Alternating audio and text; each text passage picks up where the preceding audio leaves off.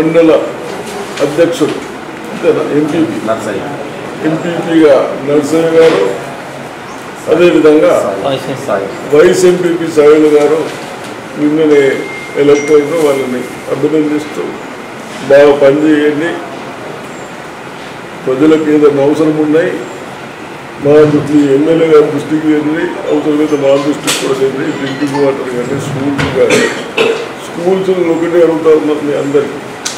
ఎక్కడైతే టాయిలెట్స్ కానీ drinking water కొరకు డబ్బులు ఇచ్చినాయో ఇంకొన్నేమో మిస్యూజ్ చేస్తూ ఉన్నారు, రాళ్ళు తీసి కొత్త రాళ్ళు వేస్తూ ఉన్నారు. అది కరెక్ట్ కాదని ఆఫీసర్లకు కూడా హెచ్చరిస్తూ ఉన్నారు.